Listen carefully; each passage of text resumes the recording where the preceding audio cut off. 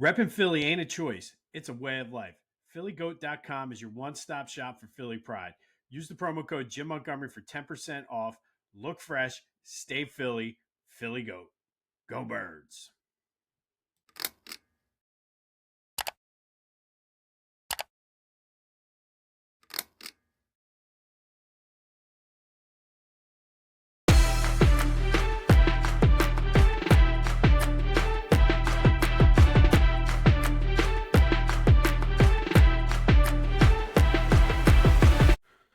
What's up, everyone? Welcome to this day in Philly Sports History for November 13th, 2025. I'm your host, Jim Montgomery.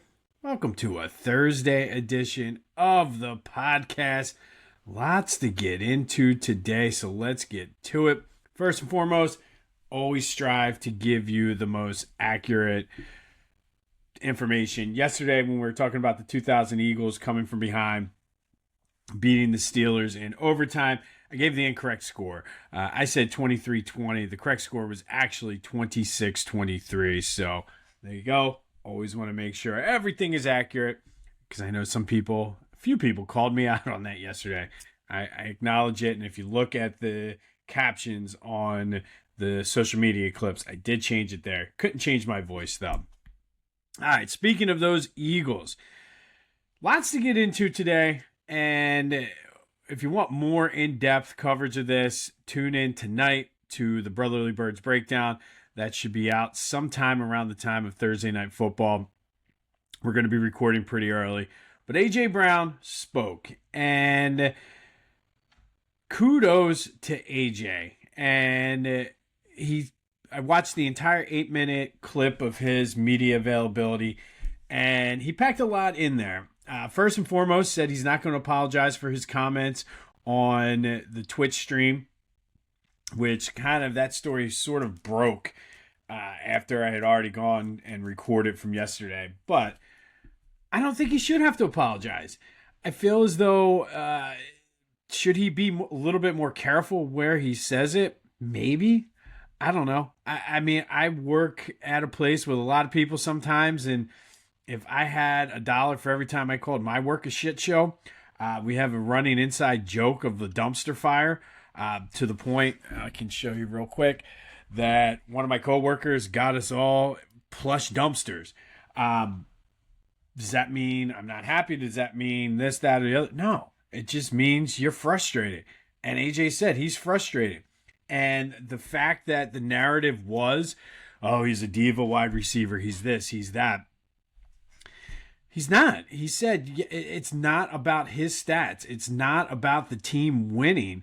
It's the fact that the teams have caught up to them. The teams have made adjustments, and the Eagles need to adjust. So his frustration is not that he's not getting the ball, but the Eagles are still winning. It's the offense does not look good, and it hasn't. And I've said this the entire time, going back to earlier this season with some of his comments. He's not lying. He's not lying at all. And he said, I think that's fair. And he said a few times in the interview, if you have eyes, you can see it. And we all can see it. And one thing I want to say, kudos to him, though, for addressing it head on. I don't think he said anything out of line. He stuck up for Jalen. He was like, you'd have to ask him that. He's like, I don't think that's the case. He talked about the defenses that they're playing on him. I think it was more a shot at the coaching staff for not making the adjustments. He talked about specifically the Denver game when he was playing one-on-one. He was having a good game. They started shading a safety over to him, and they couldn't figure it out, and they still haven't figured it out. So kudos to AJ for addressing it. I think the fact is, earlier in the day, he was getting ripped on social media by a lot of people. He was getting ripped on the radio by a lot of people. I won't mention names, but midday with on WIP, and it wasn't Hugh Douglas, was absolutely ripping him. And maybe this is what they needed. Maybe this is the thing that's going to get them going. But he said, he was like, we need to pick up the defense and special teams. We can't keep relying on them to bail us out. Guess what? He's right. He's absolutely right. He said he was just hanging out with a friend, made jokes about it. I make jokes about my job all the time to my coworkers. So I don't see anything wrong with it, especially when he's right. What he said was 100% right. Now it's up to the Eagles coaching staff to make the adjustments. I also think Jalen's press conference yesterday was really, he kind of took accountability too. He's like, it's up to me to be the leader that I know I am. He addressed the AJ comments, but also kept it focused on what the task is at hand, and that's beating the Detroit Lions. So shout out to them. I do think that it's a combination of everybody, but I think it is. It's up to the coaching staff, whether that's Patullo, whether that is Nick Sirianni, whether that's Jeff Stoutland, who's the run game coordinator. There's a lot of things that need to be fixed with this offense, and AJ's just saying, I'm frustrated with it. And as somebody who gets frustrated at my job all the time, I get it.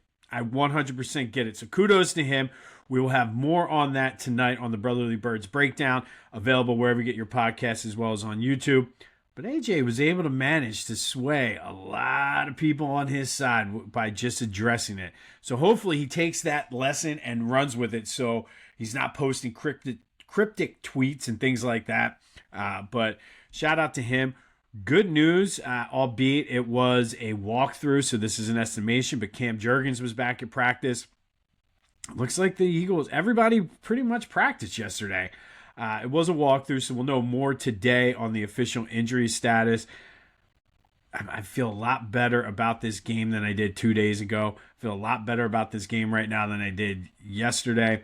So for a full breakdown, like I said, Brotherly Birds Breakdown tonight, anywhere you get your podcasts as well as on YouTube. Flyers were in action last night against the Oilers. Tough one. Lost 2-1 in overtime. Matvei Mishkov scored a power play goal. That's like 2 or 3 straight games with a goal for him. Dan Vladar was solid again. They got the point, but they had the game-winning goal in with like 20-some seconds left in regulation. But Owen Tippett was offsides. Just barely, but he was offsides. His being offsides had no impact on the goal. However, by the way the rules are written, Flyers did not get the 3 points for the victory, but do come away with a point. Rick Tocchet said he was proud of how they're fighting. They were all expected to be in last place. They're 2-0-2 in their last 4 games, 8-5-3 on the season. And I don't think they've played their best hockey yet. They're only going to get better, guys. So kudos to them. They go on the road this weekend, tomorrow and Saturday in St. Louis, then Dallas. But a good overtime loss for the Flyers. You got the point, but could have had those 3 points in regulation. Good news for the Sixers. The, I guess, MRI or whatever he got done. Joe has no structural damage in his right knee. It was just soreness. Not sure what that means, but they have another NBA Cup game tomorrow out in Detroit. No word yet on whether he'll play or not. But our winter teams, I don't know. I've been telling you all year, our winter teams are going to be a little fun to watch. Once the Eagles are done, of course, in February. All right, yesterday's trivia question. Speaking of those Flyers, I said, how many Vezina Cups do the Flyers have in team history? And if you kind of paid attention, I gave some of the answers away when we were going through that. But it was kind of a trick question. This tripped everybody up. They do, in fact, have 4 Vezina trophies. And the trick up is 3 goalies, 4 Vezinas, 2 by Bernie Peratt, 1 by Pelle Lindbergh, and 1 by Ron Hextall. Thank you to everybody who participated in that. But yeah, little tricky there. We'll have another one here later in the show. But be sure to follow me on social media, at Philly Jimbo on all social media. The YouTube channel is Jimbo_Mont. That is the best way to know when this podcast, as well as the Brotherly Birds Breakdown, gets posted. Hopefully we'll be having some more things. Working with, I told you before, the Philadelphia Sports Hall of Fame to get some of those things up and running. Would like to have a channel on my YouTube channel that links directly to that. So stay tuned for that. And then, of course, we're less than a week away from the kickoff of the 3rd annual This Day in Philly Sports History gift and food drive, finalizing some things with the Matty Ann Dixon Community Cupboard. Great organization. Looking forward to just blowing the numbers we had last year out of the water. So stay tuned for that. Whether you're coaching Little League, crushing your fantasy league, or just rolling up to a bachelor party like a Philly legend, Lotwin custom hype chains bring the energy. Fully customizable, totally unforgettable, and guaranteed to turn you into the MVP of the moment. Great for teams, groomsmen, or anyone who wants to show off with some serious swagger. Go to Lotwin.com, use the promo code TCCPOD, and get 10% off your own custom hype chain. Lotwin, let's get hyped together. All right, November 13th. First, we're going to go back to 1979. And on this day in 1979, the Sixers traveled out to Kansas City to take on the Kings, losing 110 to 103. Dr. J had 26. Doug Collins added 22. Darryl Dawkins, Mr. Chocolate Thunder himself, still, for my money, best nickname in Philly sports history. Only had 4, but 2 of them came on a dunk in the third quarter, which he shattered the backboard. Glass was everywhere, kind of like the old school hip hop song, Broken Glass Everywhere. Even in Dr. J's fro. Caused a 1 hour and 14-minute delay. And Dawkins, who was quite the character, always nicknamed his dunk. Get ready for this one. He nicknamed this dunk the Chocolate Thunder, Flying Robinson, Crying, Teeth Shattering, Glass Breaking, Rump Roasting, Bun Toasting, Wham Bam, Glass Breaker, I Am Jam. Because he did it over the player for the Kings, Robinson. I think it's Robinson. But the Chocolate Thunder, Flying Robinson, Crying, Teeth Shaking, Glass Breaking, Rump Roasting, Bun Toasting, Wham Bam, Glass Breaker, I Am Jam. And then when he did it again a few weeks later, the NBA was like, all right, we got to switch up the way our backboard systems are. But Sixers lose in Kansas City, but Chocolate Thunder, Darryl Dawkins, shattered his first of 2 backboards in an NBA game. Chocolate Thunder from the planet Lovetron. And if you remember from our Ultimate Philly Sports Nickname tournament from a couple years ago, he got the name from none other than Stevie Wonder, because he was black and he threw down thunderous dunks, and he asked his handler, and he was like, yeah, the chocolate one, Chocolate Thunder. So there's a little tidbit for you. Stevie Wonder gave Darryl Dawkins the nickname Chocolate Thunder. All right, fast forward 9 years later to 1988. Randall Cunningham threw for 276 yards, 2 interceptions, but did run in 2 touchdowns. Keith Byers also added a rushing touchdowns as the Eagles squeak out a 27-26 win over the Steelers in Pittsburgh. Luis Zendejas kicked the go-ahead field goal with a little over a minute left. The Eagles defense did hold the Steelers after that. Gary Anderson attempted a 57-yard field goal as time expired, but it was no good as the Eagles beat the Steelers 27-26 to move to 6-5 on the season. This is when young Jim started to believe that, hey, maybe this Eagles team could make the playoffs. All right, it is Thursday, though, so that leads us right in perfectly to Throwback Thursday, brought to you by the Clashing Conferences Sports Fan Network. Go to clashingconferences.com to see how you can join in and become a member of the Sports Network. This day in Philly sports history, as well as the Brotherly Birds Breakdown, both are proud members of the Clashing Conferences Sports Fan Network. So go to clashingconferences.com for details on how you can join. And we've been talking a lot about number 12, Randall Cunningham, over the past few weeks.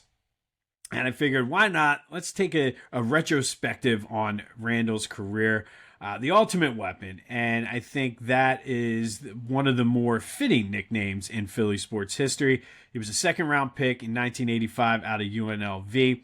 Spent 11 years total in Philly. Threw for almost 23,000 yards here for 150 touchdowns. Added almost 4,500 rushing yards, 32 rushing touchdowns. Offensive Player in the Year in 1990, 2-time second-team All-Pro, 3-time Pro Bowler. He is in the Eagles Hall of Fame. But I don't think that does Randall's career in Philly justice.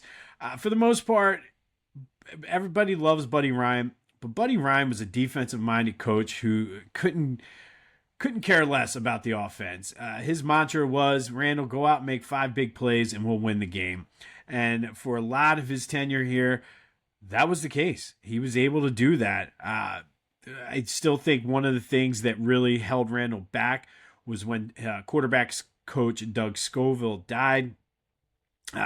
He worked well Believe it or not, that one year, despite the fact there was friction, he had probably one of his best years ever with the Eagles in 1990 under new offensive coordinator Rich Kotite.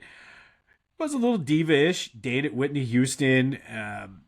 Everybody kind of knew Randall was sort of big time. And it was more of that team, especially on the defense, was more blue collar. But I think it was a good fit for what they had.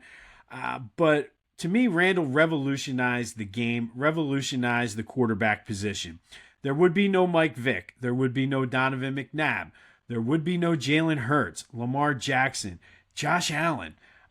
Any of those more athletic quarterbacks who are able to use their legs to get out, if it wasn't for Randall Cunningham. Maybe the game would have eventually morphed into that at some point, but Randall was sort of ahead of his time. Obviously, too, being a black quarterback at a time where there was still a lot of people in the prevailing thought process was, and it's crazy to think that this happened in my lifetime, was that blacks could not be quarterbacks because they weren't smart enough to run the offense. But Randall was one of the first guys to go out there and call his own plays. I remember that was a big deal in Philly when those Eagles teams, Buddy just said, go out and call your plays. And I think that ultimately is what led to some of the friction between he and Rich Kotite, because Rich Kotite was trying to rein him in and make him run the offense, where Randall's like, nah, man, I got this. Buddy said make 5 big plays. I'm going to make 5 big plays.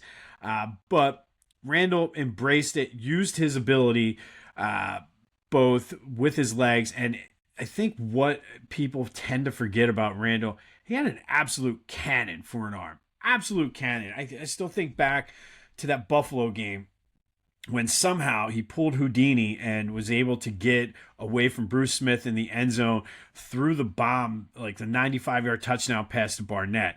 That was an absolute rifle. So I think that is lost. Obviously, once he left, kind of fell out of favor with Ray Rhodes, took a year off, and then ended up reviving his career in Minnesota in 1998. Probably his best, or not probably, it was his best season as a professional. And don't forget, he could punt. Who could forget the 91-yard punt against the Giants? He was also the punter at UNLV. Just a complete total. Like I said, the ultimate weapon is the best, perfect nickname for Randall. In my eyes, for my money, Randall Cunningham is a Hall of Famer. I will admit I'm a little biased. Like, you can make the argument his numbers don't really stack up. And I'm not talking Randall in the Hall of Fame for his numbers. I think had he had some type of coaching, he would have blown all of this, like the numbers away. His numbers would have been that much better. But I think he deserves to be in the Hall of Fame for the way he revolutionized the game. Because like I said, you don't have Mike Vick, you don't have Jalen Hurts, you don't have Donovan McNabb, Lamar Jackson, any of those guys without Randall Cunningham. And to a man, from Vic on down, they all say they idolized Randall Cunningham when they were kids because, one, he looked like them, and two, he proved that you could also be an athletic quarterback. You didn't have to stand in the pocket like a statue. So for my money, that is why Randall Cunningham should be in the Hall of Fame. And he had some pretty damn good numbers to boot, too. So let's not sleep on what he did on the field. And if you put Randall Cunningham in today's NFL, he would absolutely dominate. He would be throwing for almost 5,000 yards, running. He would be Lamar Jackson on steroids if you put Randall Cunningham. And if you're not familiar with his game, do yourself a favor. Look up Randall Cunningham highlights. You will not be disappointed. So what are your thoughts on Randall? Hit me up on the Back to the Future voice and text line, 267-495-8531. Get that. Anything else Philly sports related off your chest. Want to talk A.J. Brown? That's all fair game. But for my money, for Throwback Thursday, Randall Cunningham, the ultimate weapon. And as Stan Walters said, nobody does it better than number 12. And that is brought to you by the Clashing Conferences Sports Fan Network. All right, let's go back to this day in Philly sports history and go to 1994. And admittedly, not one of Randall's better games as Eagles quarterback. Only threw for 196 yards, an interception, and a fumble. But the defense played well, good enough to win the game. But the Cleveland Browns kids, at one point they were a good team. And they were a good team in 1994. Eagles lose this game to the Browns 26-7.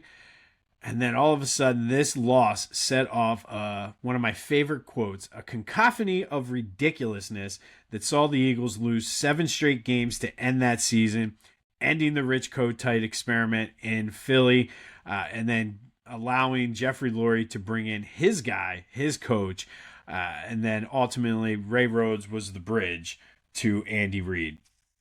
But the Eagles lose to the Browns 26-7, their first of 7 straight losses to end that season after starting off 7-2 and beating the eventual world champions 40-8 out in San Francisco. Still one of those things that if it wasn't for 2023, it would still be the biggest collapse in Eagles history. And I still think you can make the argument that 1994 was a bigger collapse just because that Eagles team in 2023 still managed to make the playoffs. All right. And then lastly, in 2000, after a ton of speculation, a ton of arguments, a ton of protests, a ton of back and forth in the media and at City Council, Mayor John Street announced that Citizens Bank Park and Lincoln Financial Field, which were still yet to be named, would be built in the South Philly complex, sports complex that was already there, ending any dreams of a downtown ballpark, a Delaware Avenue ballpark. And I think for better or worse, as much as the traffic sucks, it is a pretty cool experience to have all of the sports complex, all the sports stadiums there in one setting. But I still will go on record saying I wish the Sixers were building in Chinatown. All right. And then finally today, continuing our look back at the first 25 years of the century, what was going on in Philly sports on this day in 2023? We go to the Daily News. Eagles were on the bye week. We mentioned them earlier. They were 8-1, heading to Kansas City for a Monday night game. We all know how that would play out. They would win that. They beat Buffalo, and then all of a sudden the wheels fell off. The Sixers were preparing for being without Kelly Oubre for an extended period of time due to his quote-unquote hit-and-run accident on his bicycle. Still don't really know if we know the full story of that, but they were preparing for life.